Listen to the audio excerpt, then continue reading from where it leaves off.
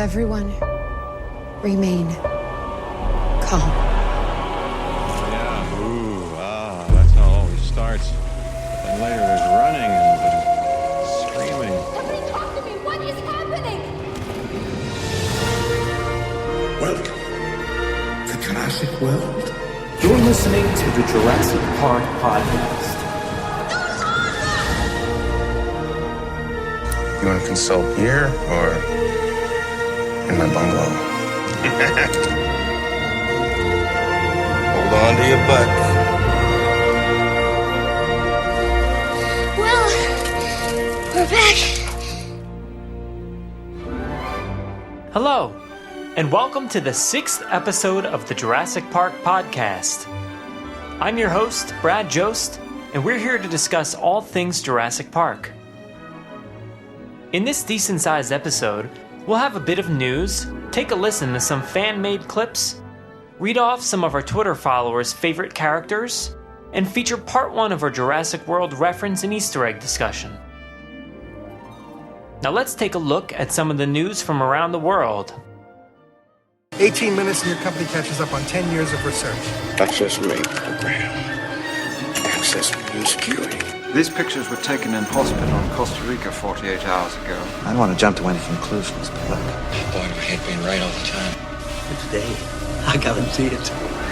Now, I know we all love Jurassic World, but none of us had quite the emotional reaction as YouTuber Costarella's wife. She apparently loved the movie so much that she cried for a good 15 minutes after the movie was done. Are you going to be okay? Yeah. You've been crying about it for 15 minutes now.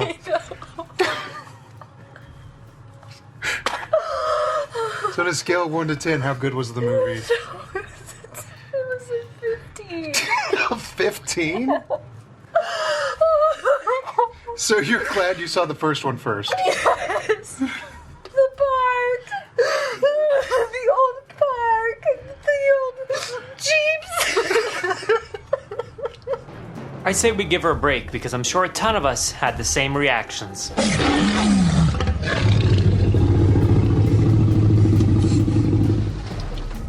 You may have heard the news recently that Hasbro made a huge error on their website and called all the dinosaurs boys.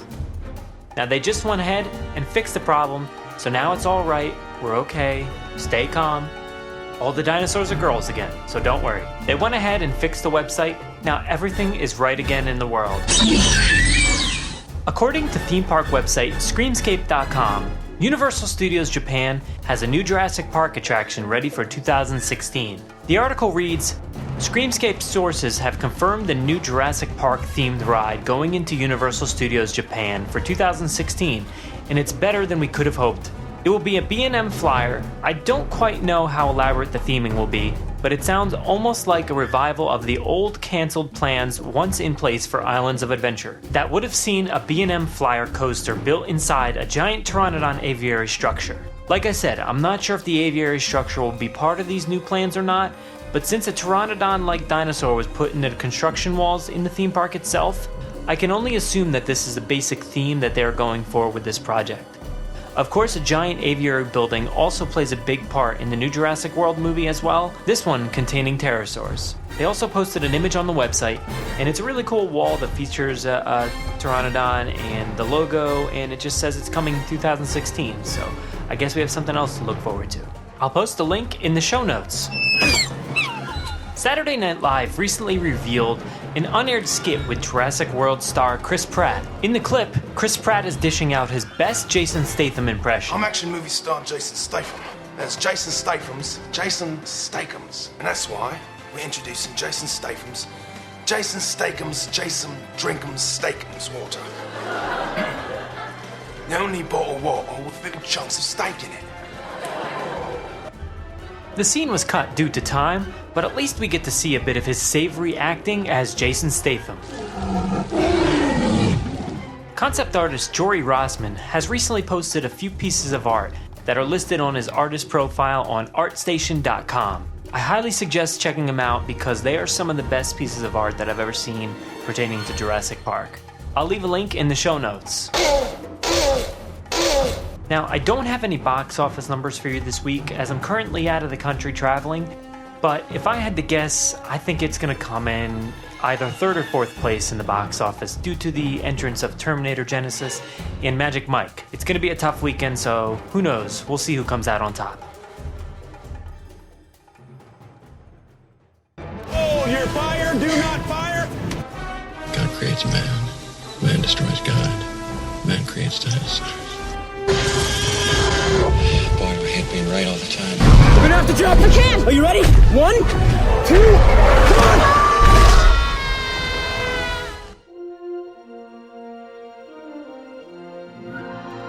In this segment, I have a few audio clips for you to check out. The first one is a funny take on Jurassic Park in different eras, and the second one is a look at Jurassic Park from a kid's perspective. Let's take a listen. My dear Dr. Grant, welcome to Devonian Park. What are they doing? Feeding them. These sea stars are ruthless, all right? They can strip the plankton off that cow in as little as 7, even 6 days. Oh, no. Early single-cellular protista! Run! They may also possibly be early jellyfish. Scientists are undecided!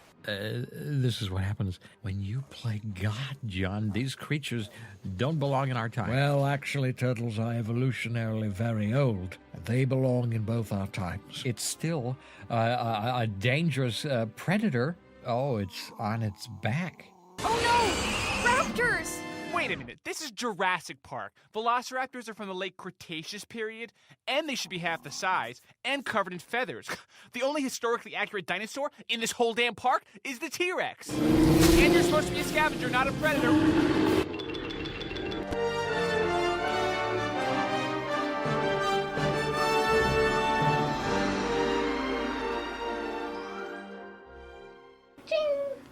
Where are we going? You'll find out when we get there. How long will it take us to get there? Oh, only about 30 minutes. 30 minutes later.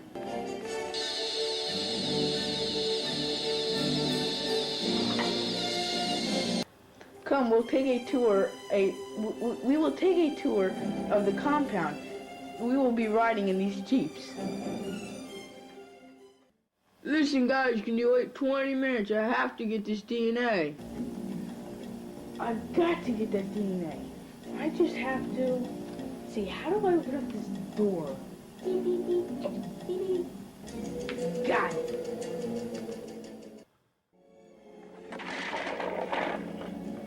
Out here like a rough crash. What? Ah! Dang, what happened? Oh, shoot, I must have hit this west dock sign. Now I don't know which way to go.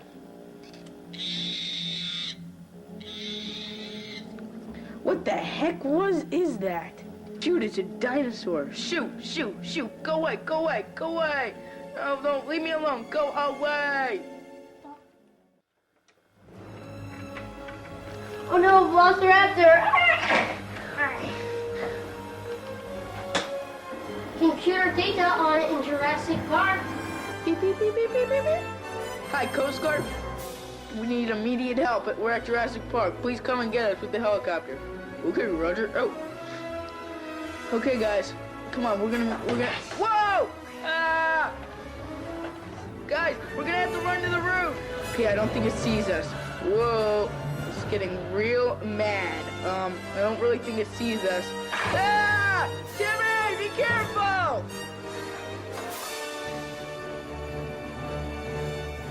You might go for the roof! Are you okay? Whoa, watch the roof! Finally, we're out of here. Okay, here it comes, guys. We're gonna have to make a run for it. All right, we're going home.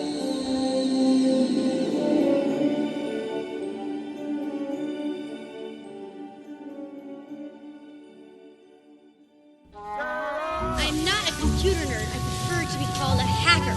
Aren't you supposed to be a genius or something? I can't get Jurassic Park back online without Dennis Nedry. Incorporating all the latest technologies. We shouldn't be here. and there's 5 dinosaurs. How many Sarahs do you think are on this island? This week, I asked all our Twitter followers which characters were their favorites from the Jurassic Park saga. I got a few good answers, so let's get into them. And again, excuse me if I butcher your Twitter handle. I'm sorry. Alright, so the first one here is from @browncoat_R. She says, Ellie, Alan, Claire, and Owen. I can't narrow it down further, and I'm not sorry. Well, it's fine. I don't care. You don't have to narrow it down. That was a pretty good pick. All 4 of those characters are just awesome, so it's awesome to see you compare Ellie and Claire and Alan and Owen, and I'd love to see the 4 of them come together in hopefully another sequel, so we'll see what happens. And one of my favorite answers comes from @IndianMarion. He says, Jeff Goldblum's laugh and hands.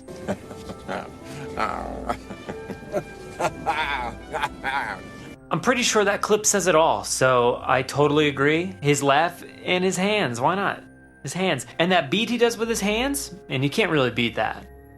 @WHTE_RBTOBJ, short for White Rabbit Object. If you're a Jurassic Park fan, you'll know that. He says, Muldoon. No nonsense from him, and 3 great lines. Shoot her, quiet, all of you, and clever girl. You're right, man. It's really tough to deny those 3 lines when, even though his part was quite short, he had some of the best lines in the series, and he's going to be impossible to forget, so he's definitely a favorite. @NotoriousNFP says, Mr. DNA has a distinct, hilarious tone, but probably either Arnold or Gennaro. I have to agree with you. Mr. DNA is one of the best characters they've ever created for this series.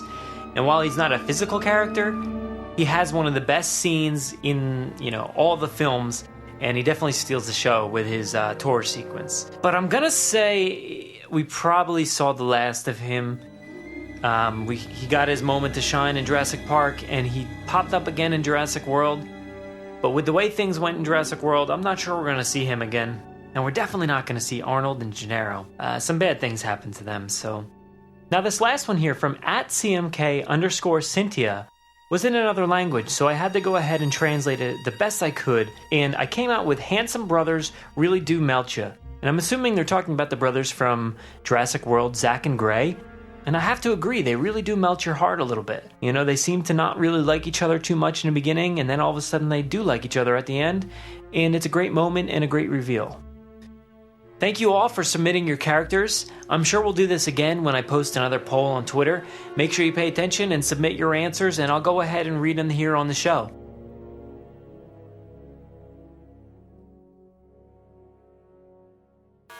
We are now entering the section where spoilers will be discussed. I suggest you stop what you're doing and leave now. When you gotta go, you gotta go.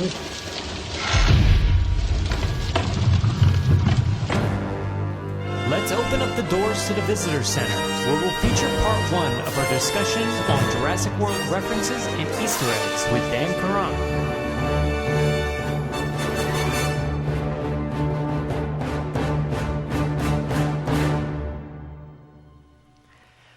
Okay, so this week I brought in Dan, and we're going to discuss some of the Easter eggs that have been hidden in Jurassic World. And we'll actually discuss whether they are or are not Easter eggs. And this is all going to be off the cuff, and we have no notes on this, so we're just going to take a look at these lists as they come, and maybe there'll even be some surprises to us. So let's start off.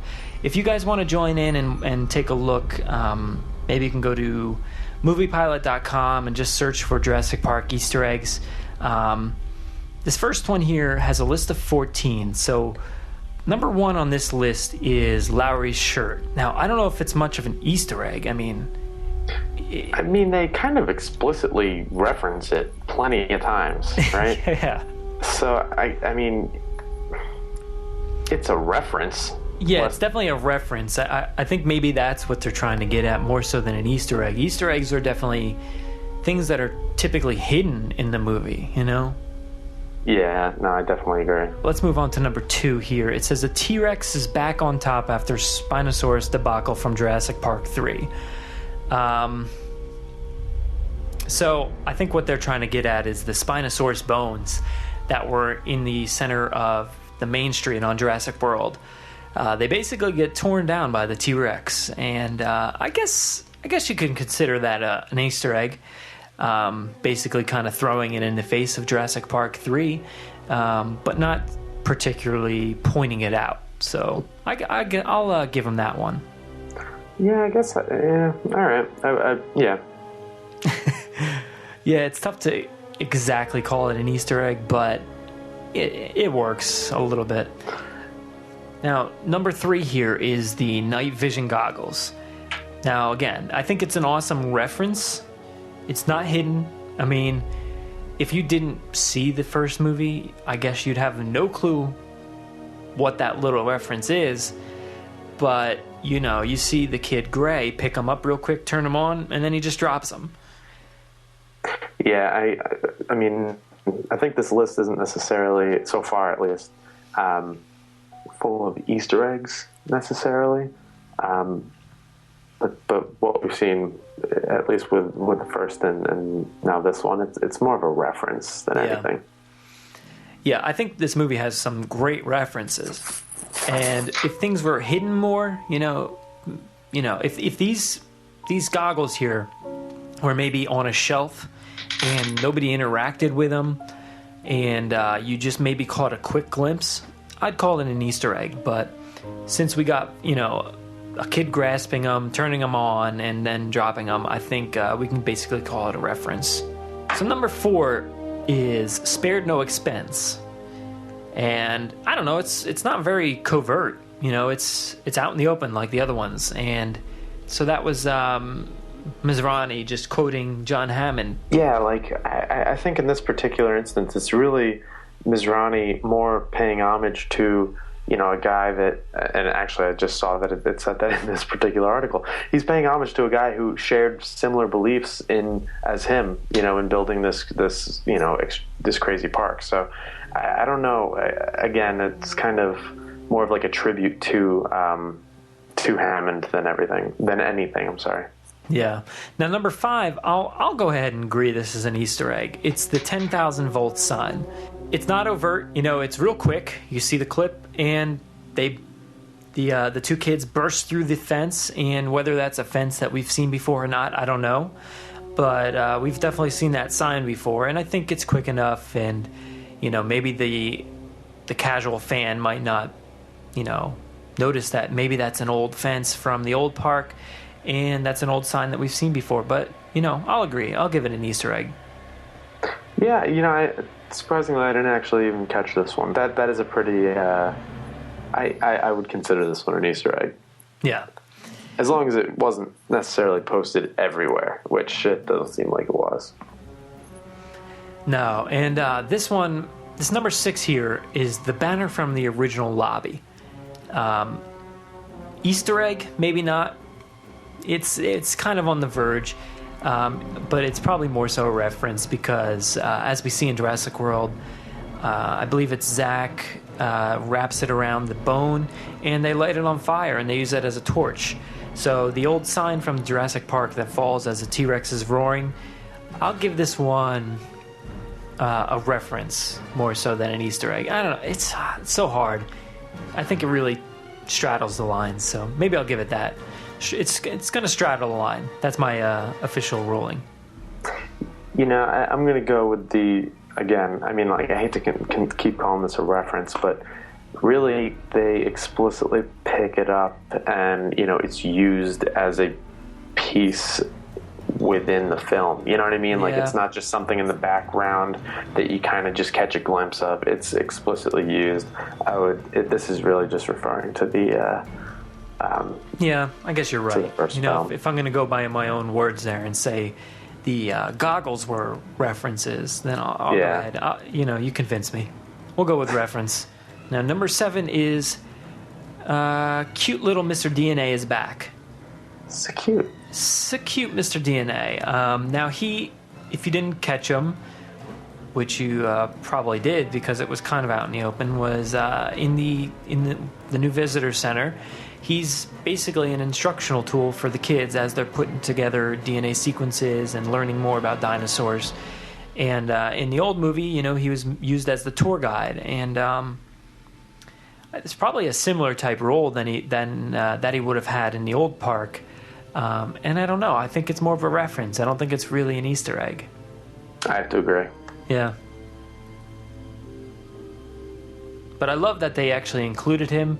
I would have been super upset if he wasn't anywhere in the movie. But one of the cool things is Colin Trevorrow, the director of the movie, supplied the voice for the character. That is pretty cool. I actually didn't know that. He did a really good job of replicating it. So number 8 is even the Gates paid homage. And yeah, they paid homage. Yeah. Their gates, both tours kind of go through them. One's a little different. One's when you enter the park at Jurassic World, and the other one is when the tour starts. I don't believe the tour had started yet in Jurassic World. They were basically coming from the dock, coming from the dock and going into the park itself, so they can go to the hotel and whatnot. So the tour didn't start, so I think it's a little bit different. But I'll call this just a reference. Yeah, there's not much. It's not an Easter egg. It wasn't like maybe you saw I don't know if it's the exact same fence. Like maybe they retooled it a little bit. But if you saw the old fence somewhere, it's the same idea. I mean, it's the same idea. But say for instance, you know, we saw the old visitor center.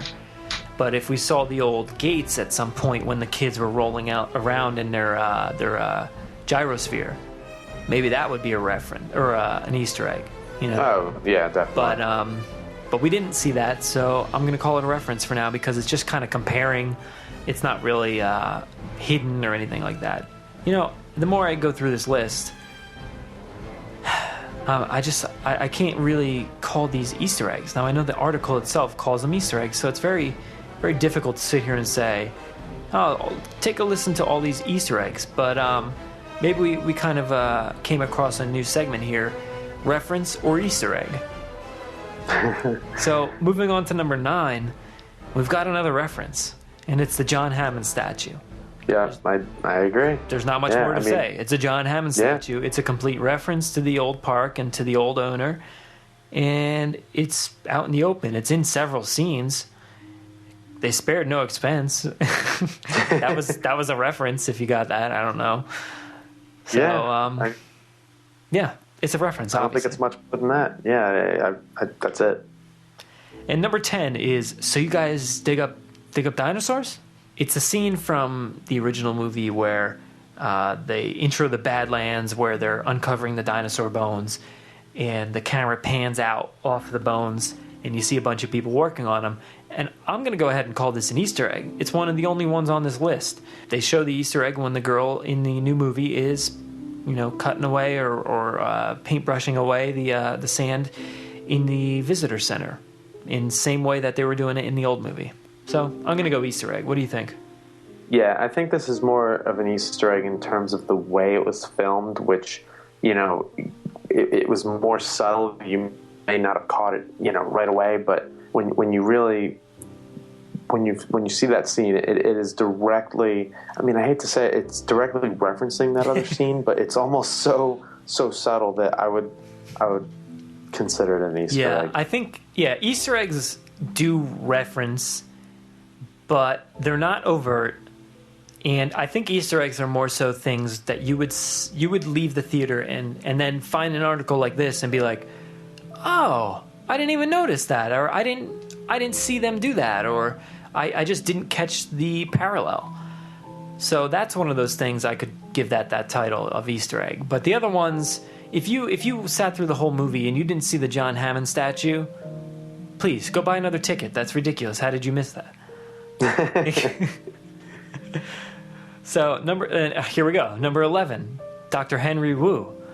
If you didn't see Dr. Henry Wu in this movie, you were obviously sleeping. Yeah. Because he's a main plot point in this film. He's not an Easter egg. He's a direct reference, and he's a continuation of the story. He's not even a reference. Yeah. Yeah. This is a character. So I don't know. This is a tough list. Yeah. I just, that's kind of the reason why I wanted to analyze this list, is because I think they're kind of wrong. Yeah, and I've actually seen some other Easter egg articles that do seem to have some stuff that may spark a little bit more debate than these, but we'll get to those when we do. Well, I found like a lot of them actually pointed out some decent ones, and some didn't. So I chose one in the middle that kind of had, a little bit more depth to it, and I think give us something a little bit more to analyze. So, Dr. Henry Rue is a character. He's not even a reference or an Easter egg. Now, number 12 is the Jeep from the original. I would consider this an Easter egg, only because the Jeep used that the two kids, essentially, rebuilt and put the new battery in. They actually took the same Jeep that they used when, in the first movie, that they, when they first were touring the park out with the Brachiosaurus. So I actually would consider that an Easter egg.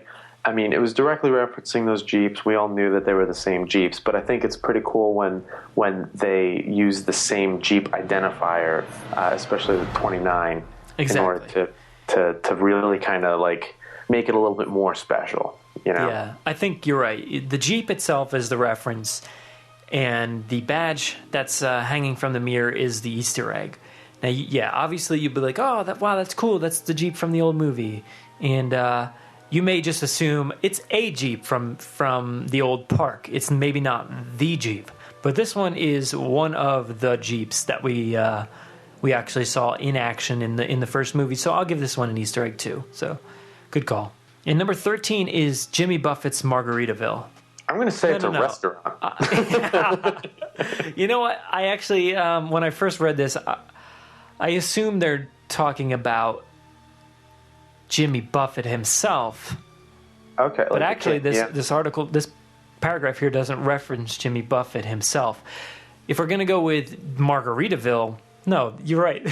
It's just a restaurant.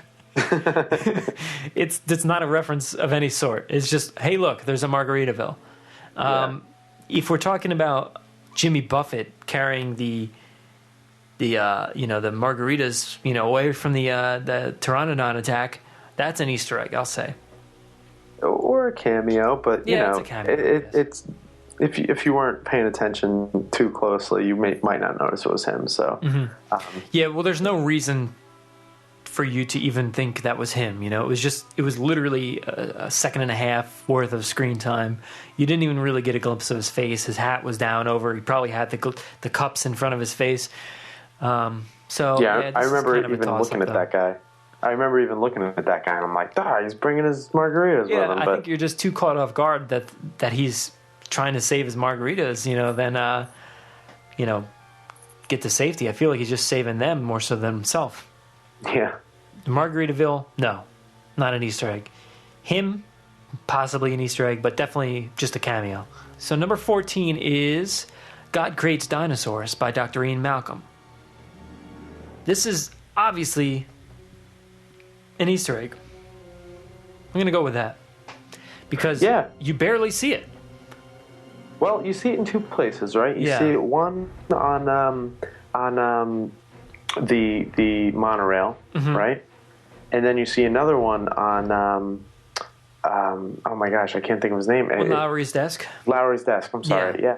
So you do see it in a couple different spots. So it is like featured in a way that they almost hope you see it, right? Yeah, I'd say that they hope you see it, but they don't zoom in on it. They don't focus really. Yeah, there's no explicit reference to it. It's kind of just in the background.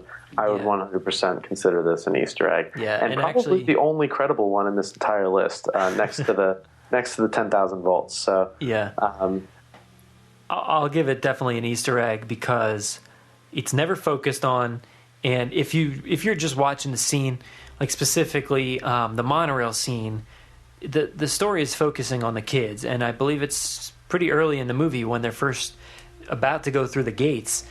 And actually, it's something that I can't even take my eyes off now. I just want to look at it every time, and I'm like, there he is. There's Ian Malcolm. He's on the back cover of the book. And I can't take my eyes off it now. So I don't even know what's going on in the scene anymore because it's so distracting. Yeah, no, but for sure, this is definitely one of the better Easter eggs featured. Yeah, and it's the last one on that list. So let's move on to another list here.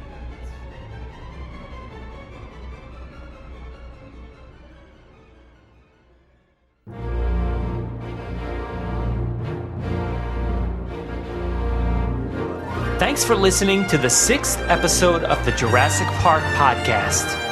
Make sure to stay tuned for part 2 of our Easter egg discussion on next week's episode. You could do us a huge favor by giving us a 5-star review on iTunes. It would seriously help us build our rankings and make it easier for fans like you to find us. If you want to get a hold of us, you can tweet us at Jurassic Park Pod on Twitter. Or you can email us with any news stories, MP3s, new segments, or comments at JurassicParkPod@gmail.com. Thanks for listening, and enjoy.